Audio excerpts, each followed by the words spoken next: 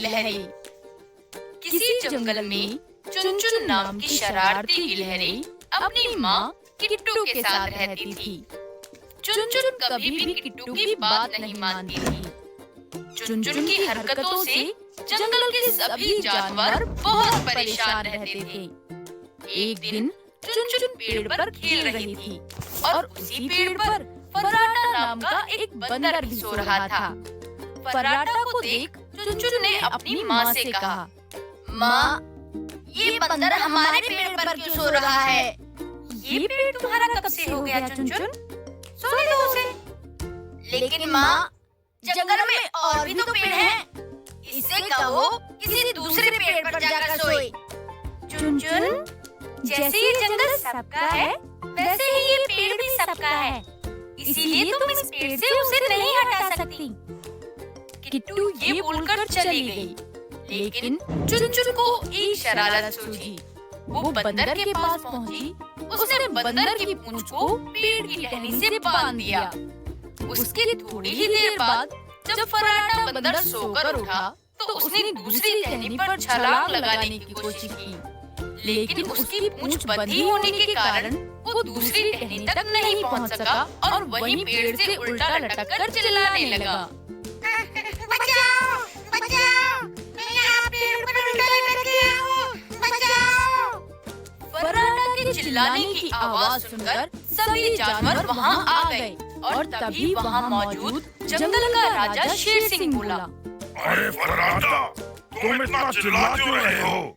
किसी ने मेरी पूंछ टहनी से बांध दी है। लेकिन तुम्हारी पूंछ टहनी से कौन बांधेगा? किसी को क्या मिलेगा ऐसा करके?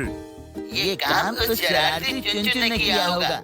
वो ही जंगल के सभी जानवरों को परेशान करती है। ये बातें किट्टू और चुनचुन पेड़ के ऊपर बैठकर सुन रही थी।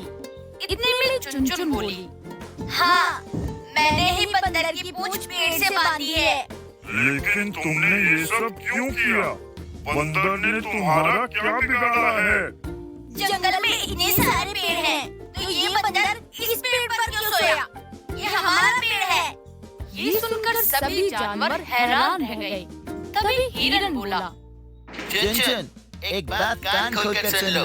ये जंगल सबका है, इसलिए यहाँ के पेड़ों पर भी सबका अधिकार है।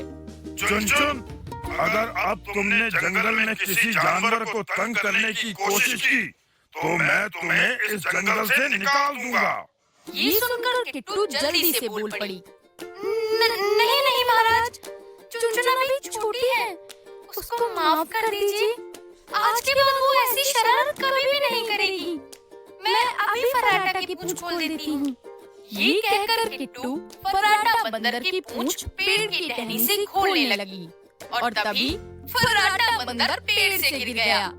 इतने में शेर सिंह बोला, किट्टू, किट्टू, समझा देना अपनी बेटी को। ये उसके लिए आखिरी चेतावनी है।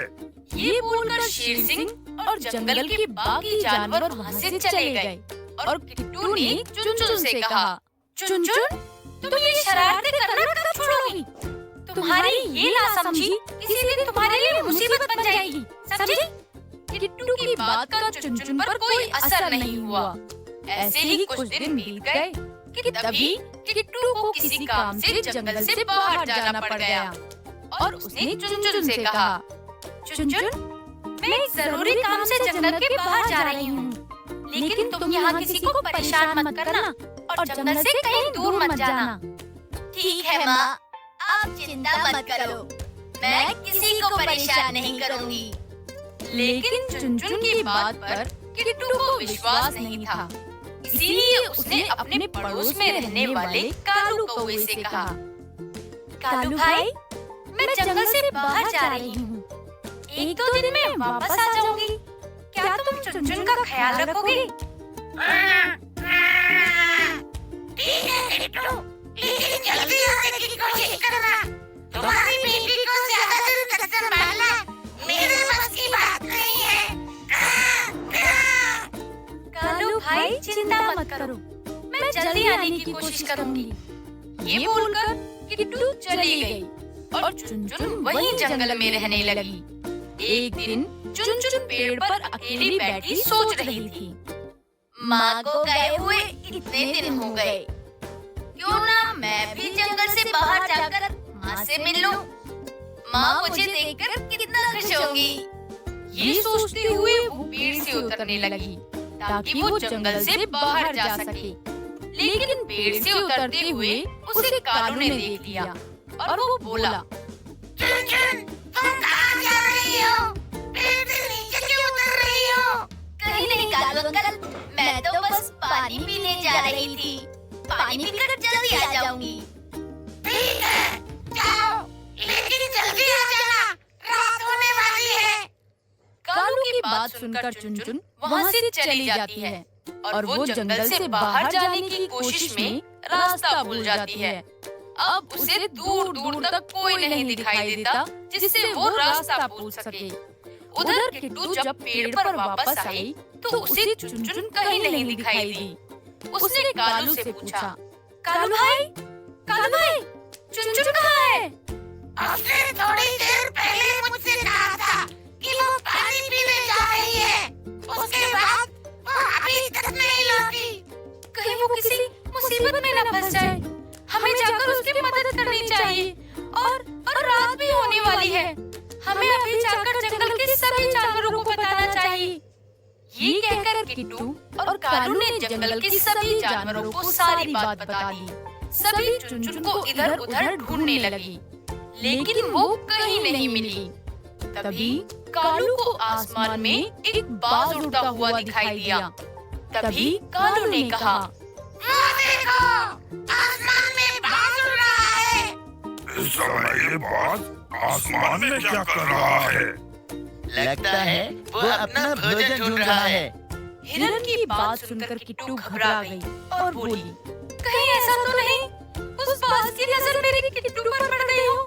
तुम चिंता मत करो, मैं अभी अपने दोस्त मिट्टू तोते के साथ जाता हूँ और पता करता हूँ। ये कहकर कालू मिट्टू के साथ बाज का पीछा करने चला गया। उसने देखा कि बाज चुनचुन के ऊपर मंडरा रहा था। ये देखकर कालू समझ गया कि उस बाज का शिकार चुनचुन ही थी। उसने सारी बात जंगल के जानवरों को बता दी और वापस चुनचुन की मदद करने मिट्टू तोते के साथ चला गया। अब बाज ने मौका पाकर चुनचुन को अपने पंजों में दबा लिया। ये देखकर कालू बोला, मिट्टू, जल्दी उस बाज के पास चलो, नहीं तो वो चुनचुन को खा जाएगा। ये सुनकर मिट्टू और कालू आसमान में बाज से लड़ने लगी। वो दोनों बाज पर अपनी चोंच से लगातार वार करने लगे। इसी दौरान चुनचुन बाज के चंगुल से छूट गई। चुनचुन को नीचे गिरता देख जानवरों ने पत्तियों और घास से बना हुआ जाल नीचे बिछा दिया। चुनचुन उस नरम जाल पर आ गिरी। चुनचुन बेटा, तुम ठीक तो हो ना? हाँ माँ, मैं बिल्कुल ठीक हूँ। चुनचुन, हम तुम्हें इसलिए समझाते थे कि शरारत मत किया करो। देखा, तुम कितनी बड़ी मुसीबत में फंस गई। ये सुनकर चुनचुन अपनी माँ से बोली, मुझे माफ कर दो माँ, मैंने कभी आपकी बात नहीं सुनी। अब से मैं कोई शरारत नहीं करूँगी।